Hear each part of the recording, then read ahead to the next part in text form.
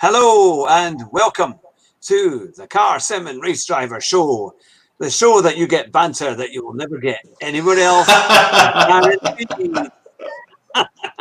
You can search the internet, you can search YouTube, but you'll never get motorsport news quite like this. And incredible offers, because I have got a bombshell of an offer tonight. Oh, have you? An incredible offer. Is it literally a bomb's shell? No, it's really significant. Oh, it's a good thing. Oh, I mean, if I were you, I'd be booking a car rental and get ready to drive, because this is going to be worth your shot. Driving? Now, I'm so excited about it. I thought, should I tell it at the start, or should I make people wait and see? Oh no, I hate that. I mean, it's up to you, but I hate that. All right, we'll tell you in this show, this, that, and the other. Well, tell me then. In a minute. I've actually switched off things. Go on. Right. Whatever you want to do. Our good friend, Adam Croft, who just finished third in the Caterham series that he was racing in on Saturday there. Well, I'm not sure if that was at Croft, or it was one of the main, or Snetterton, I think it was. No idea. He has just put up an offer on Facebook. If you go to simtrack.co.uk or look for Simtrack on Facebook, they are offering a 1 hour free session, absolutely free, in their simulator. Now, this simulator is incredible. It is really the most up-to-date thing you're ever going to get. Plus, you get taught. You will get probably James Kellett alongside you to analyze your driving, to help you as to when to brake, when to accelerate, and to help you master the circuits. Coaching, proper coaching. Yeah, proper coaching, right? And you also get a and they coach pros, don't they? This isn't some kid that's played a lot of games and is like telling you when to brake, is it? This is a professional driving coach showing you how to race a professional sim. This is not the virtual F1 sims or your game sims, is it? This is proper sims. Hello, Ant. So just to plug that, it's a proper thing. So I mean, amazing. It's a proper car. So it's a shell of a car. And Ginettas, aren't there? Is it Ginetta? Yeah, Ginettas. Yeah, I think they've got an Aston Martin as well, I think. And you can choose. There's a whole host of options. So you need to get in there and book it. It's free in July and August. Specific dates in July and August. So you need to get on the phone to them first thing tomorrow morning, or you can book through their Facebook page, which is Simtrack. Yes, our good friend Adam will get you a 1 hour free session.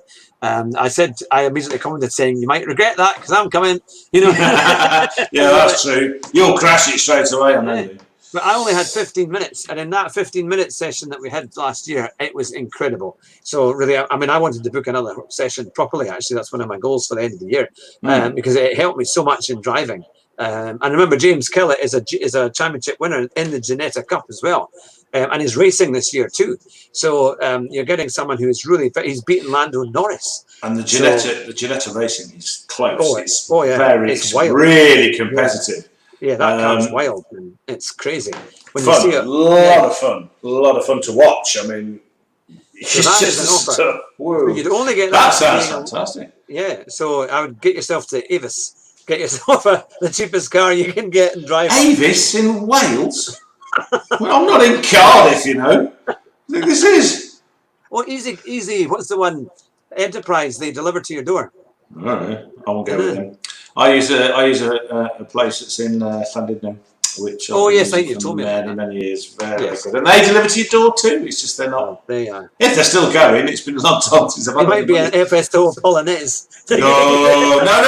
All of their cars were less than a year old. All of them. That's pretty good. No, that's very good actually. Because I think they kept them for 9 months, and then they would before the mileage got too high, and people threatened them too much. Yeah. Oh, I have such fond memories of 1.6 litre LS Nissan Primera. It was red, and there was a grey one. The grey one was my favourite.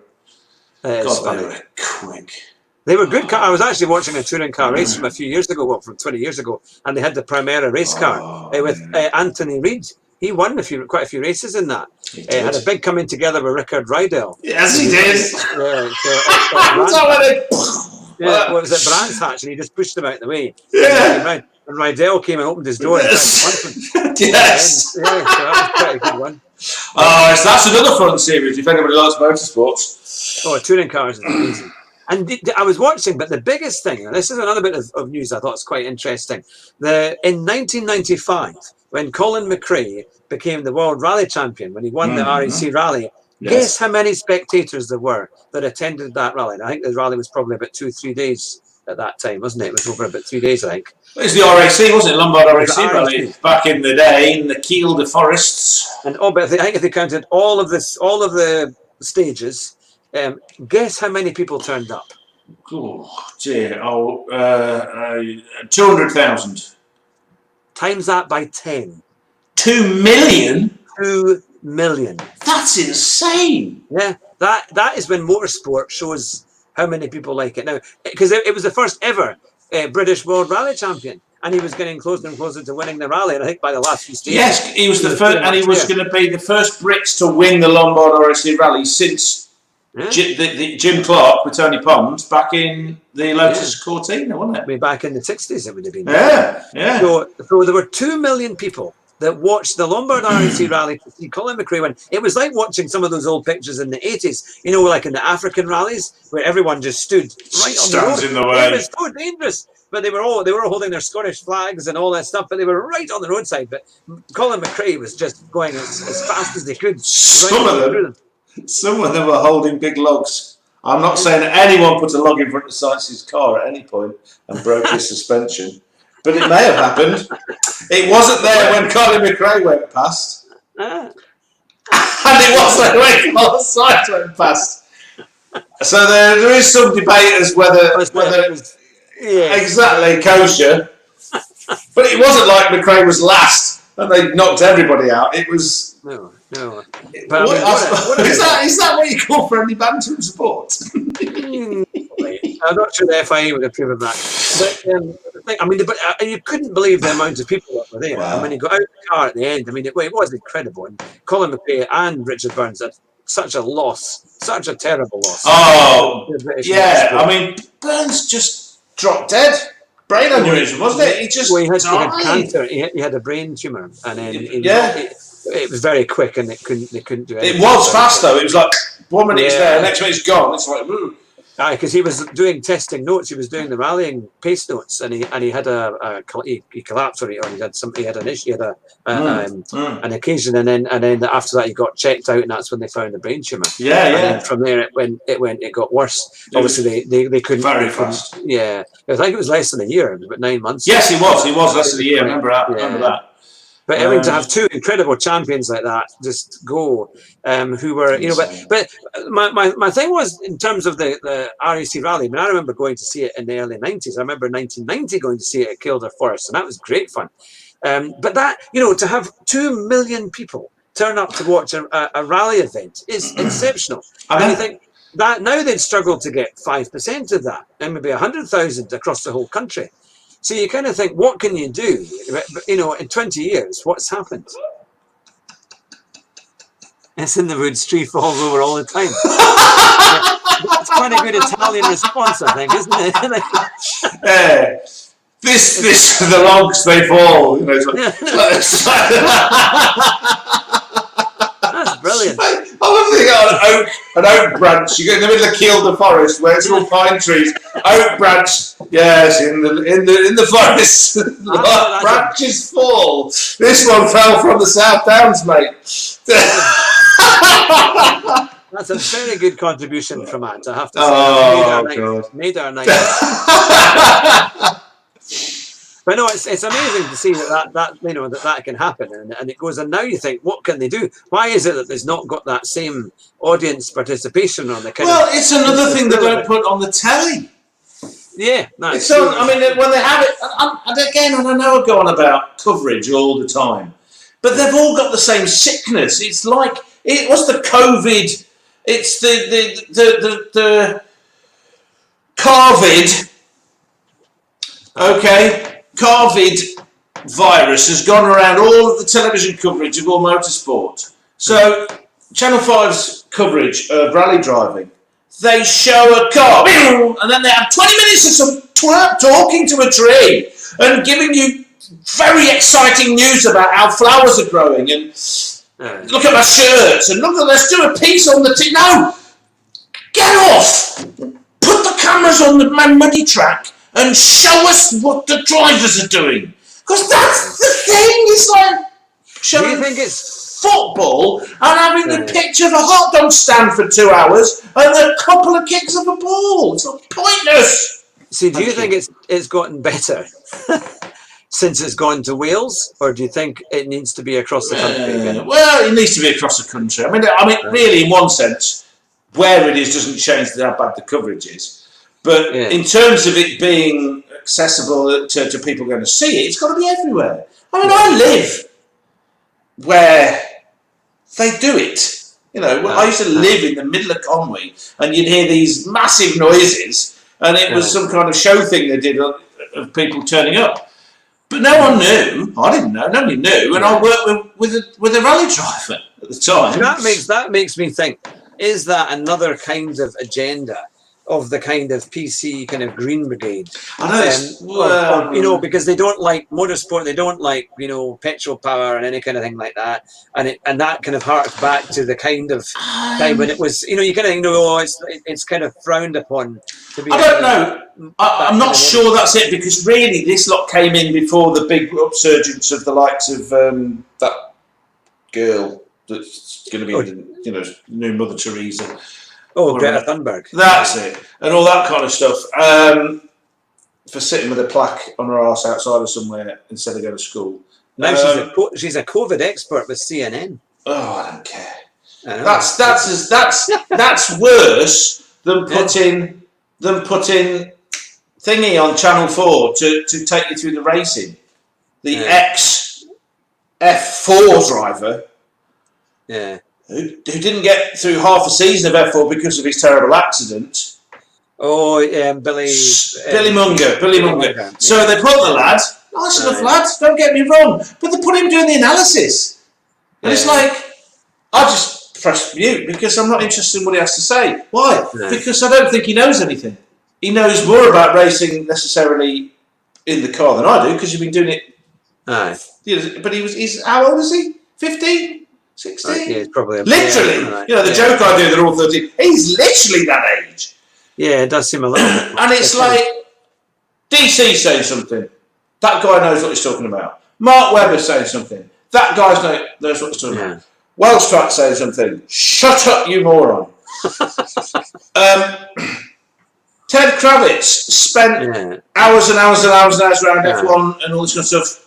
Showing he knows something. Even James thingy. James Allen. James Allen knew what he was talking about. He really did. He really went into it. Even Crofty, who irritates the hell out of me, knows what he's talking about. Yeah. Even though he comes out with nonsense. No. Though less than the Channel 4 guy that partners called DC. He just is like, bring back Murray Walker and listen to him. I mean, it's like they deliberately put these kind of very politically correct or kind of very there's neutral. Well, they're just bland. They're very that's the word I'm looking for. Very bland and just everyday presenters. They don't look at the screen. Yeah, I mean, at least when it was Jim Rosenthal, it was actually really funny. And Tony Jardine, because that's what Jonathan used to say. Who the hell is he? Tony Jardine, you know. Jardine, oh yeah, because Jardine's been around for years in motorsport, so he knows it. Yeah, I mean, very good.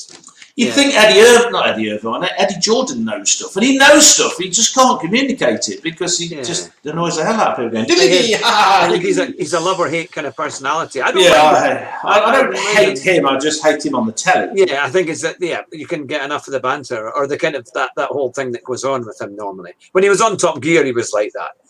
I think that was the issue. But Anne says the only thing that she knows about COVID is it makes you bad. No. Well, yeah. So they've got these people. It's like a symbol, and you know, okay, they're giving the kid something to do and all that kind of stuff. I get all that. But the point of the channel, she's got no idea about what she's doing. Oh yeah, that's what you mean. I'm going back. I'm sticking a stone away from that. That's just no, that's fair enough. That's too boring to handle. You know, whatever. Oh, it's.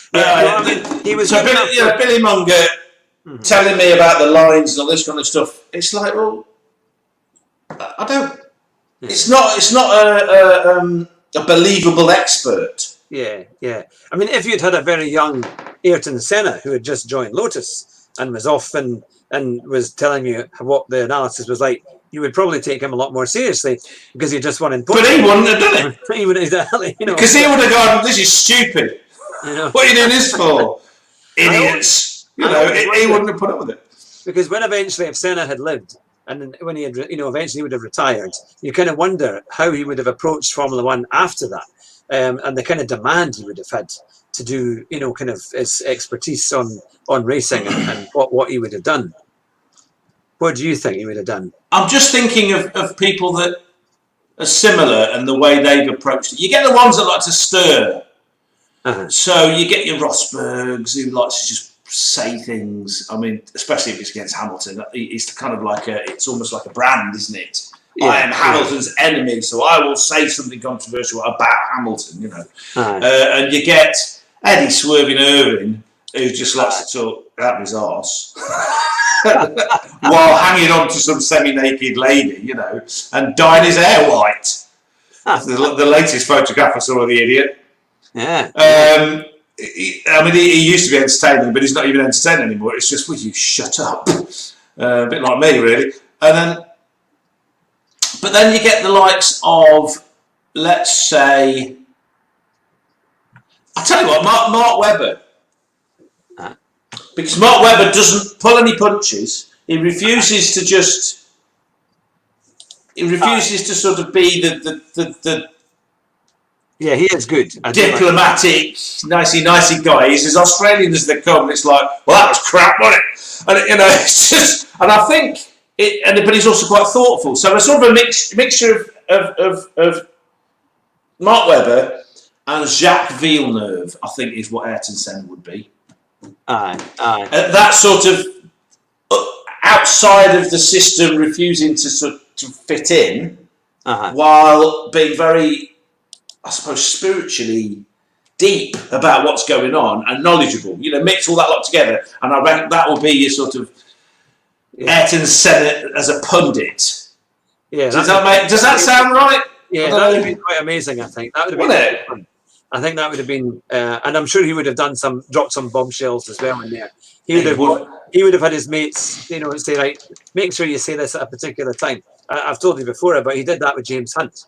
He said during the French Grand Prix, make sure you find the right time and tell everyone on the BBC or all the viewers that he had just got a contract. He'd offered to drive for Frank Williams for free so that he could drive alongside Prost in 1993. And so James Hunt announced this when the race actually started. I remember the French Grand Prix because it stopped. It was a very wet race, and they stopped the race. It was red flagged, and Murray Walker was trying to keep everything going as nothing happened. And then he handed the mic over to James, and then James he just went because they had one mic, didn't they? They shared the mic. Yeah. And that was the bombshell, and then that was it. Well, you see, I reckon that because I was looking at something earlier. Ant sent me this little video of silly moments. Someone started a channel, which is just okay. Memes of F1 stuff, and embarrassing moments, part 1 and 2. And in one of them, it's Kimi Räikkönen in interviews. There's one guy where he pushes Silverstone. He pushes a photographer over. And everyone's going, oh, that's terrible. But if you actually look what happened, the photographer, he's trying to take his helmet off. Yeah. He's got his gear on the ground. The guy comes up, stands on his bag, in his face, and he's taking forever to this, on the grid. Yeah. And he just goes, get away from me. And the guy falls over. It's just, he bashed into his face with his camera. He was standing on his stuff.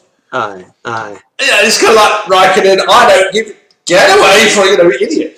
But then in this interview, the guy on Sky, I think it was him, the guy that's the football pundit guy that they keep having on the Sky videos.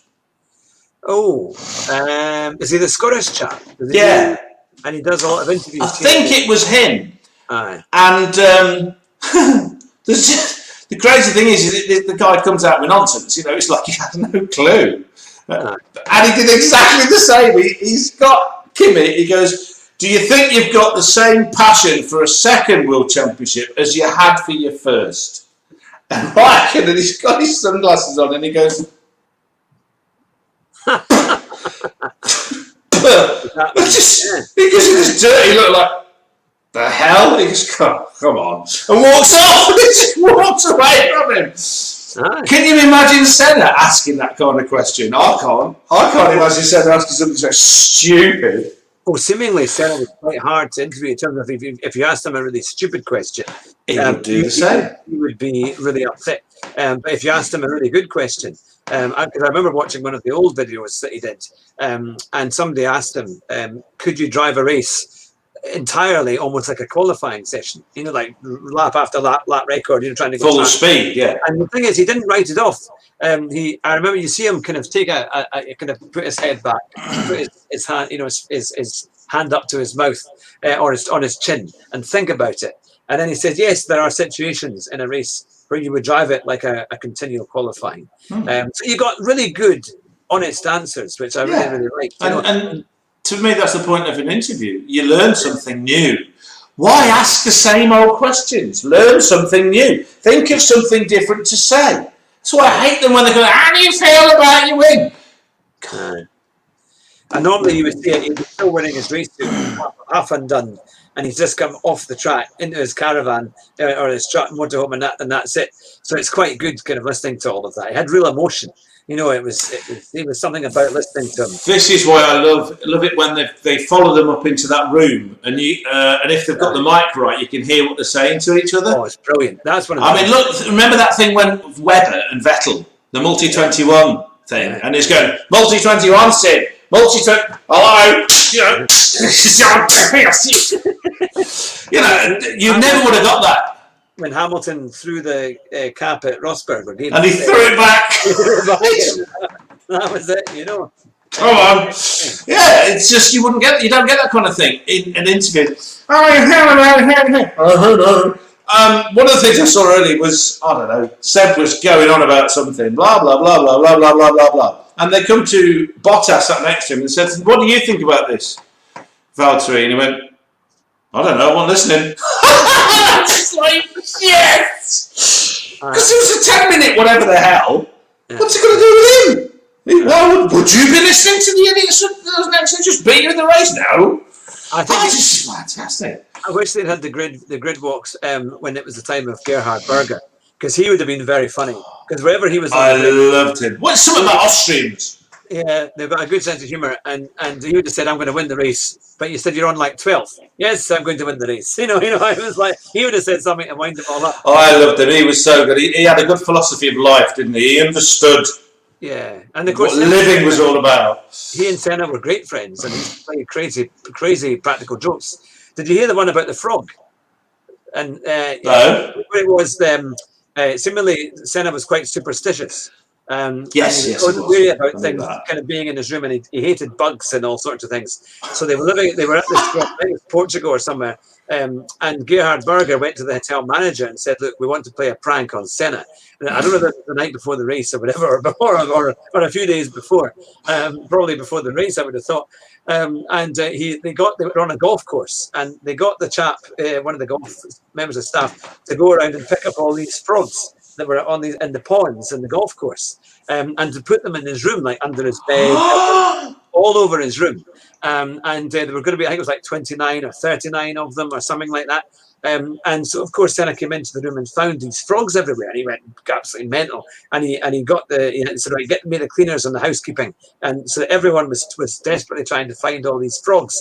And he says there's definitely 40 of them, because they found 39 of them, and he was assured that it would be 40 of them. Superstitious, and he didn't like an odd number, so he wanted to make sure that they were all caught. And of course, Berger knew this, so he only put like 38 in them. for hours, what a terrible man. But so they were playing constant pranks on each other when they were at McLaren. Isn't Gunther Steiner Austrian? He is, isn't he? Yes. Yeah, I like him. From those bits of the Drive to Survive show where they show him at home. Mm-hmm. This is why I love the guy. He's the same at home as he is in the office. But they really insult him, mind you. I was watching that one, and there's a bit where I think I was saying last week where Toto Wolff was talking to him and saying they were going to go into some big meeting, and Toto Wolff says to him, "I hope you're not going to say anything stupid, by the way." And I thought, well, that's a wee bit harsh because he's. But I tell you what, the Austrians have got a very wicked sense of humour. I mean, I've known a few Austrians from my time in Germany, and the stereotype of German sense of humour, they have one. It's just not like ours. Yeah. The Austrians is much more like ours. It's quite wicked. It's very ironic, like ours is. So if you can imagine a German with sort of a sense of irony. Austria, it's fantastic. I mean, I love the country. I love all of those kind of places. I guess you know I do. But I think they're great. There's a character there. They're not all plastic. Yeah. I hate the worst thing that's happened to Formula One, apart from this over monetarisation they've done now, where you can't watch it anymore. Yeah, that has to change. Change at some point. They're going to have to. They're going to have to do something. In fact, for everybody watching, put in a comment or hit like if you think that it should be put back to terrestrial TV as well, so that people who want to watch it on normal television shouldn't have to pay. I don't mind adverts before the start and after the end. Give us a like if you think it should be.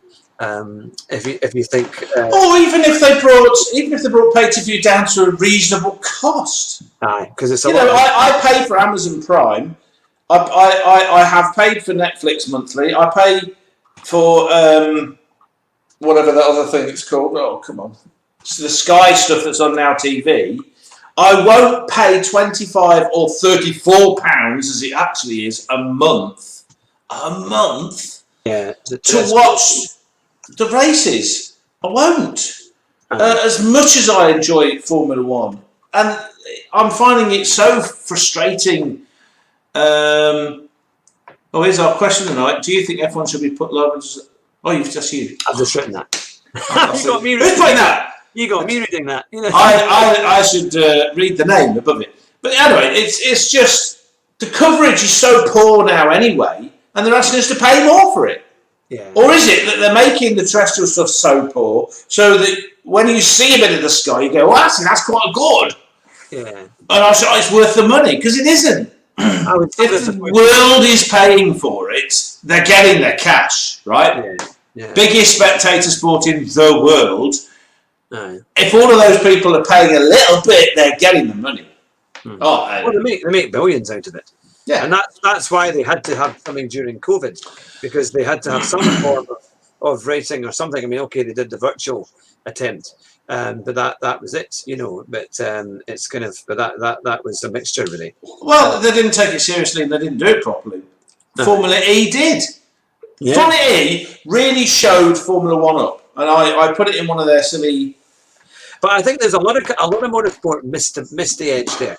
And that's why things like Assetto Corsa on the PlayStation, where people like David Perel, and also now it's on PC as well. But they've now got GT4 cars as well as GT3 racing. That has boomed. I mean, the amount of people playing that and watching that, and the championships going on. I mean, there's the SimGrid, which is David Perel's most recent project, which is encouraging amateur and professional sim drivers to have championship events, and they have prizes and all sorts of things for that.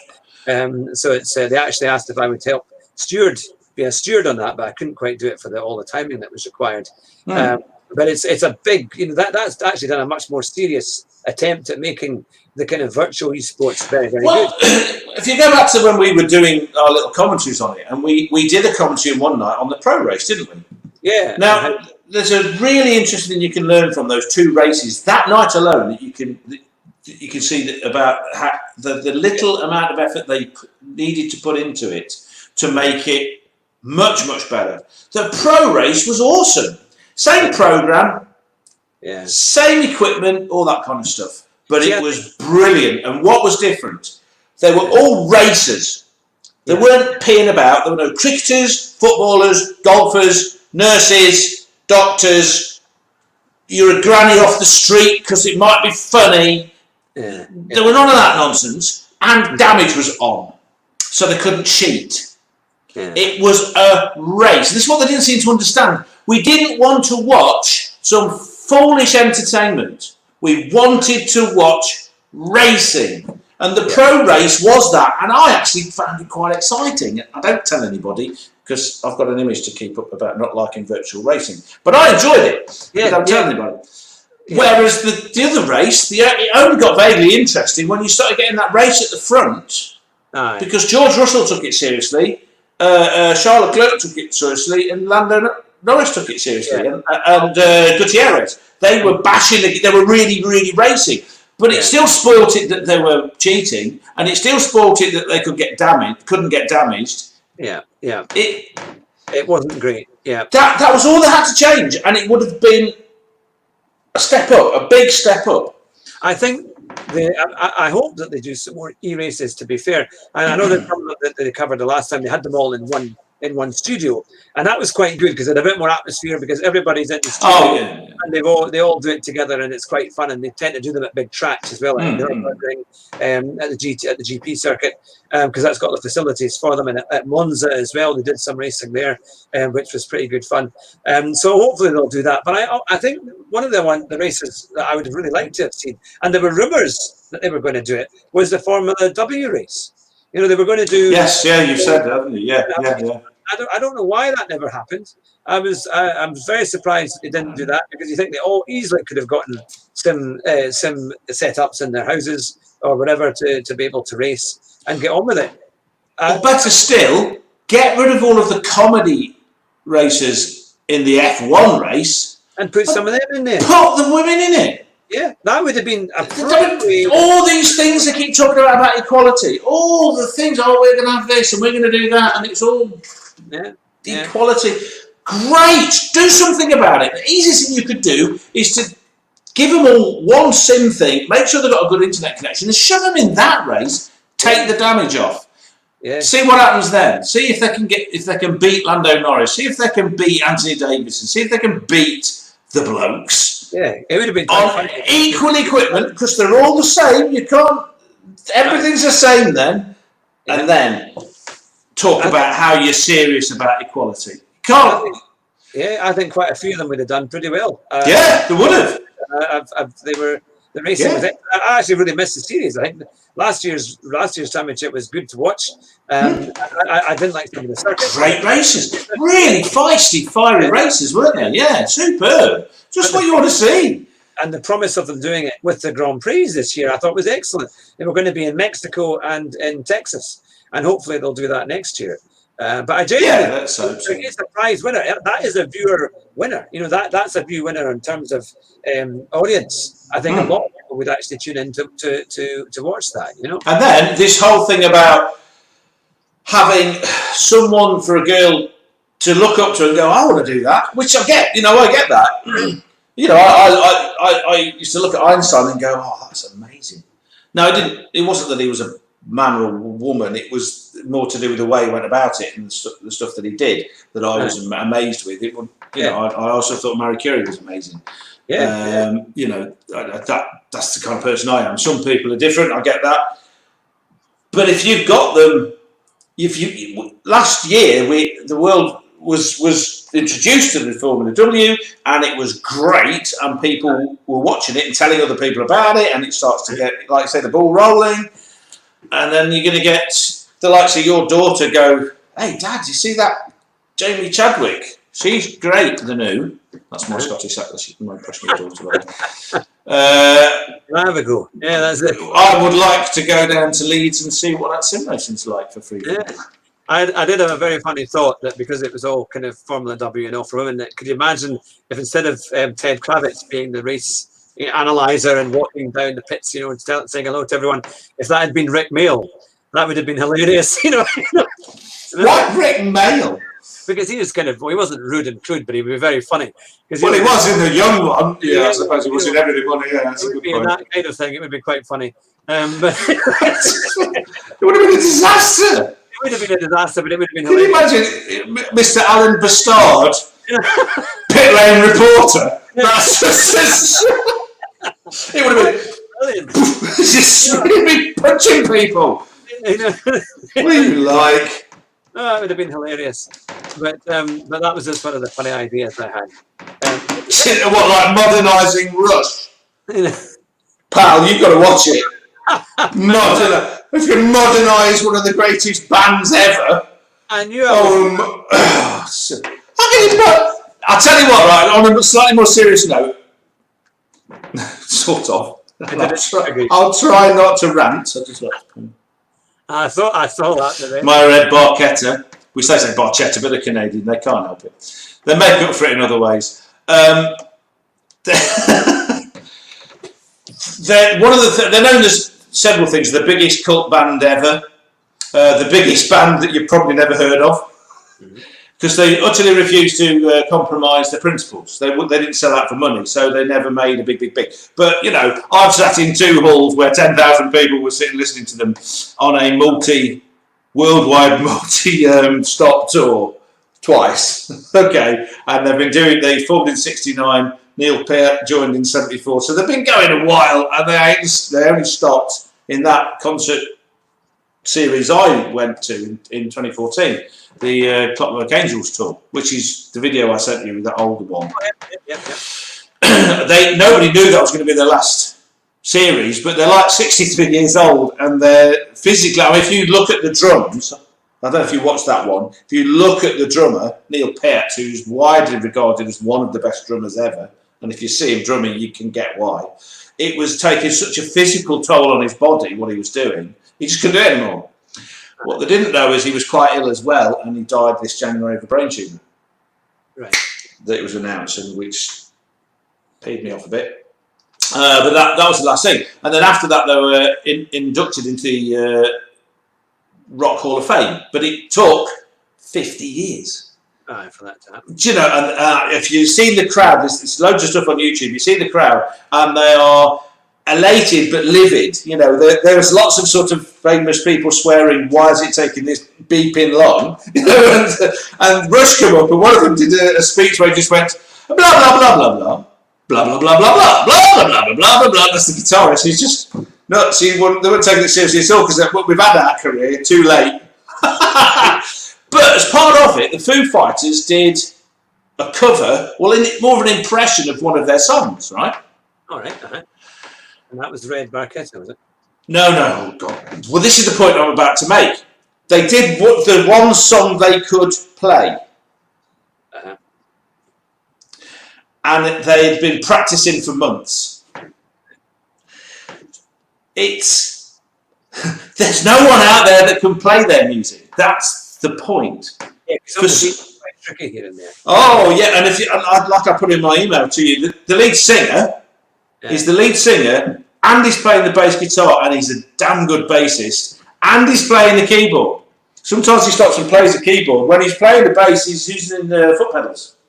All right. Every single sound that comes out of that music is live. They don't have backing tracks. It's all live. Yeah. And so they got the Foo Fighters, they did their thing, and they were wearing like wigs to make them look like the dodgy ones when they were in the 70s, because they just looked so weird. The blonde one had hair down here, I mean in 77 or something, it was just frightening. But I suppose everybody was like that in those days. And they're doing it, and they did a passable job. It wasn't as good, and it was palpably not as good, but they were okay. I have seen 2 sets of videos of cover, you know, these, what do they call them? Bands are kind of... like Bjorn Again is for ABBA, you know, they were not cover. Thingy artists. Tribute acts. Yeah, tribute bands, yeah. And they were very good, but it took 5 of them to do the same job, including a woman to sing the voice style of Geddy Lee, this lead singer. It's like they couldn't do it with just 3 of them. They had to get more people in, you know what I mean? Right. And they only play Rush. They are seriously good musicians, and they are unique in the way they do it. So if you modernised it, it would turn it into Kylie Minogue. Yeah. Kylie Minogue sings Red Barchetta. No. That was only a phrase to trigger you. Was it? Which it did. Evil man. It did. Now we better talk about some motorsport. Are we going to talk about anyone that is currently in a red car? Could we? What do you think of Vettel and the announcement that potentially he might be going to Racing Point? Bullshit. He has said that he's had loose talks with them. Well, yeah, he's had loose talks with everybody. Please give me a race winning car. It's the only way I can win. I don't think he deserved 4 world championships in the first place. Okay, I think he was fast, but so was Mark Webber. Mark Webber nearly beat him, but he wasn't the darling of the team. Yeah. They were in the fastest car, right? Just like Damon Hill was in the fastest car and he got one world champion over Schumacher. One championship over Schumacher. Hamilton and Alonso nearly beat him and they were in cell cars. Yeah, yeah. You know, people go, he's a 4 times world champion. Yes, he is in the fastest car of his generation. That's like saying, you know, if Hamilton had somebody from Racing Point nearly beat him every year that he's won his championships and beat, you know, nobody would be saying, they'll be saying, no, he did it because he's in his fastest car. Yeah. You know, or possibly because he's in the fastest car. He's been so dominant, shows that it's not just that he's in the fastest car. Yes, he is in the fastest car, but he's also better than ever. It's like the points he's had has been so far ahead of everybody else, including his teammate, who's been allowed to race him. You know, Vettel's not had that. Vettel's been challenged every time he got a world championship, and he got it by a point. It's been quite cool. So he's not turned Ferrari around. Even if he goes to Angel Delight, Team Angel Delight, should it be Mangel Delight for Mercedes Angel Delight? Even if he goes there, what difference does he make? Like, it's always because he's going to be Aston Martin. They want a 4 times world champion to give it the halo effect. No, they don't. Aston Martin's got more history than Ferrari. They've been around longer than Ferrari have. Yeah. You know, it's ridiculous to think that someone that 50% of the population think doesn't deserve 4 world championships, English, is going to suddenly lift them up somehow. The world loves Astons, it's just they don't make any money. Yeah. That's all it is. They've got a new 4x4 though. Wants the new one. But it's interesting. But I was reading on Autosport that Perez has actually been approached by another Formula One team when they heard that Vettel was potentially to take a seat there. So he says he doesn't. You know, although he's got a contract in place, you never know what might happen. Did they say who? Was there any hints? Did they do a source very close to a brick by the road as they walk past? Have stated, I was looking at one website trying to find out how much money Perez brings, and in 2017 he brought 15 million euros in sponsorship to Force India as it was then. I found one figure of $30 million for this year for Racing Point, with the big sponsors he has, which include one of the world's richest men, a guy called Carlos Slim, 2 huge Mexican telecom companies, the Mexican government.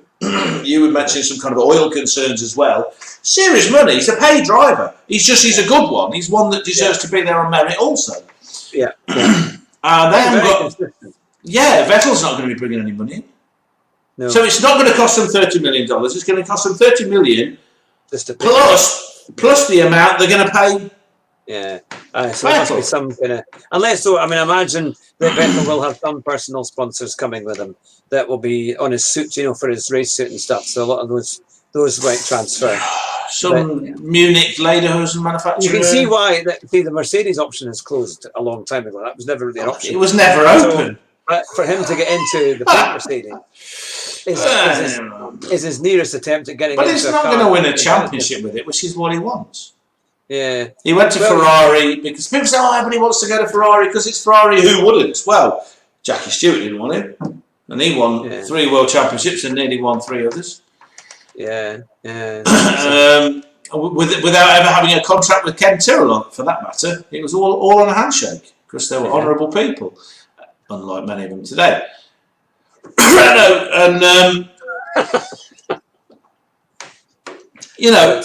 He went there because he wanted to do a Schumacher, turn the team around and win more world championships, just like Alonso did. And neither of them did because that wasn't quite how it worked.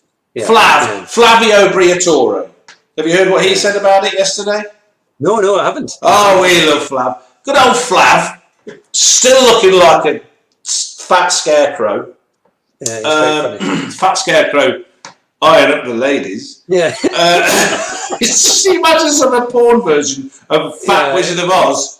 This kind of Flav would be in it. ropey kind of version. He says doesn't matter how good a driver is, the most he brings is about 0.2 of a second to a car. Yeah. I don't know how. I mean, he's talking about Alonso going to Renault. That's what he was talking about. But the same could be said to Vettel going to Blancmange with wheels. Yeah.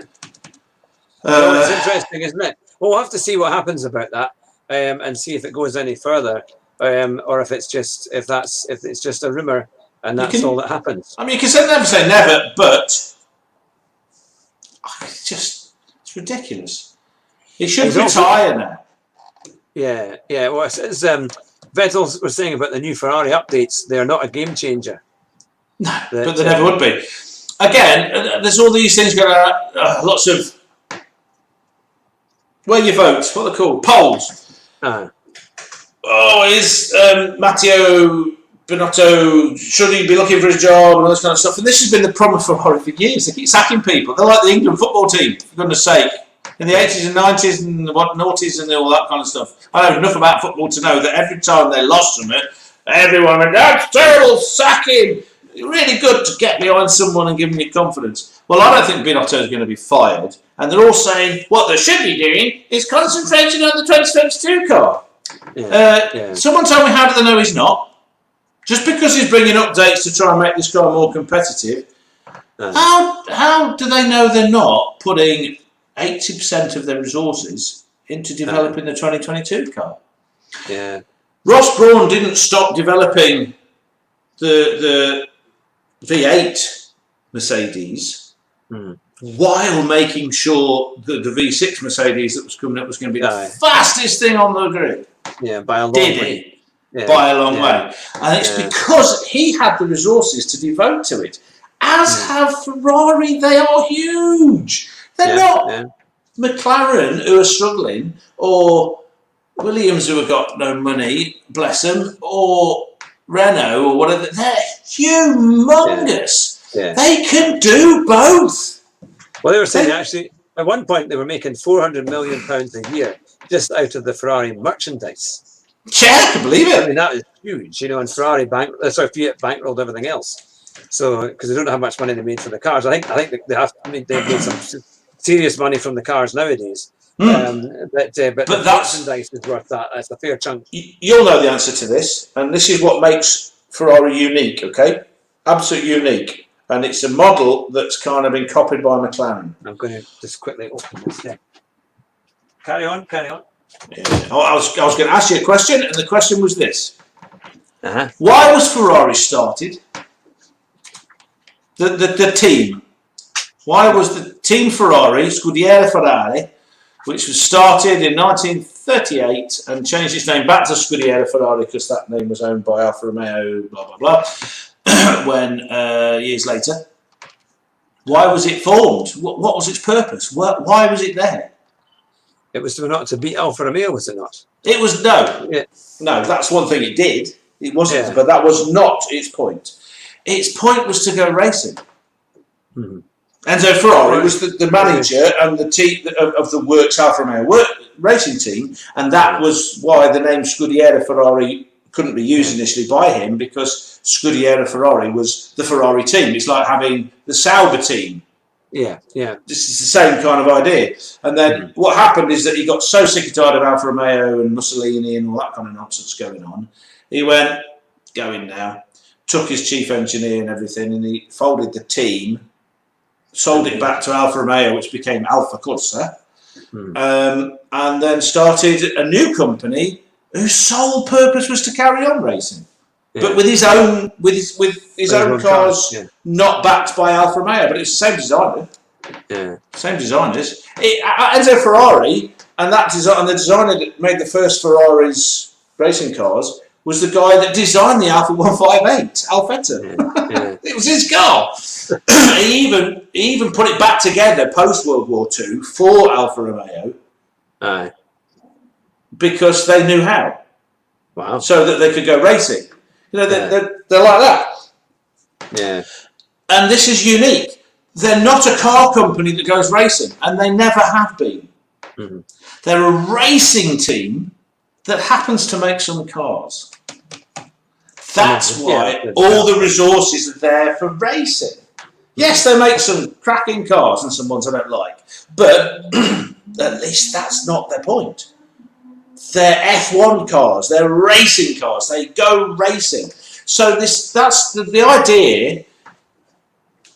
Whereas McLaren were a racing team that sort of went, we can make some cars, because they made the McLaren F1, which was just awesome. And then they went, maybe we can make some money. They're Bahrainian oil millions and all this kind of stuff. When we can make some cash out of this, but they put too much into that and not enough into the team. Yeah, it's kind of Ferrari have never done that. I mean, they screw up, but it's all there. The big factory in Modena, the big, it's incredible. The museum's supposed to be amazing, but I'd love to go to the Alfa Romeo Museum. That's one of the things I'd really like to go and see that one. And it's just been redone. There was a big advert on it. I've downloaded the video, so I'm going to put that onto a video soon as well, because it is pretty good. But we've been going for 50 minutes. I think we've covered most of the motorsport headlines. Have we? With pretty much everything else that's there, unless you've got other. Was there something else? Oh yeah. So Ricciardo had been asked to help Alonso get back into racing by letting him have his car a bit. All right. Yeah, car sharing. And this is another reason why I like Ricciardo. He went, no. No chance. No, forget it. So Alonso's now sitting in on meetings and he's texting them and telling them to do stuff. But Ricciardo's like, and this is what I like the best. The quote is, I was asked to help Alonso. Fernando Alonso doesn't need any help. That's it, which is true. And who was Pat Simmons? I wonder where Pat Simmons has gone, because he was the Renault chief engineer, technical director. He ended up in Williams, and Williams were getting a bit better with him there. But he kind of disappeared. I wonder where he's gone. Well, he's now the FIA technical guy. Right. I wondered. Yeah. Mm-hmm. And in an interview very recently, he said about Alonso, he said Alonso is one of the most adaptable people and one of the fastest adapting people he'd ever met. He gets in the car and bang, he can do everything brilliantly. That's why he gets so much more out of a difficult car, because he can adapt to it. Mm-hmm. He doesn't need any help. I just love the way that Ricciardo said, no, I'm gone next year. Not this year. I know it's interesting, isn't it? Because Ricciardo, he did quite well over the weekend. I mean, it was consistent, kept it up there, got into the points, and was right up with the racing points at the end of it. Did quite well. He was unlucky not to get another couple of places, wasn't he? Yeah, because he got last lapped by Lando. Yeah, last lap. Oh, excuse me, Lando. Right. And then with the Perez and his. Should have got a penalty because he hit Albon manoeuvre and losing his front wing. And it was it photo finish with 3 cars on the line? Yeah, pretty much. Yeah. No, it's quite something. What I thought we would do for this Sunday, just for our viewers and our listeners, is that we might maybe do highlights of the racing perhaps later on. Because I know you get it on Channel 4 a bit later, don't you? Yeah. So we'll see around 6-ish or something. Yeah, we'll see. Because I could probably get that live, to be fair, on my Channel 4, isn't it? You just get it Channel 4. I think you can go to Channel 4 live. So we might do something on that a bit later, because I think having about an hour and a half, 2 hours is quite long for the coverage. But I think about maybe half an hour, 45 minutes is probably enough to make it all work. These days it's an hour. I think they're allowed to use an hour. Well, that's not so bad then. With adverts, they've got adverts as well. But it used to be 45 minutes, and it used to be have to be further back from the race. They've allowed it to be a little bit closer and a little bit longer, so that's. It's about 2.5 hours behind, isn't it? Like little breadcrumbs. There you go, you little poor people. I'm a little bit. But so we'll do that on Sunday then at some point. We'll get that sorted. I'm not commentating on Steve Jones though, because he'll just annoy me. Yeah, no, that's fine. That's all right. We can mainly just do the racing, just get the racing and see what happens. Excellent. And do a kind of highlights program from there. But you've been listening to the Car Sim and Race Driver Show with me, Stu Hattrick, and my wonderful co-host as ever, Andrew Marr. It's time to drive fast and try not to crash. By design. Oh, and remember, get in touch with SimTrack. SimTrack. book in your free session. Free session, 1 hour. It's in Leeds. They've got some nice beer in Leeds. But don't get the beer beforehand because you shouldn't sim and drive.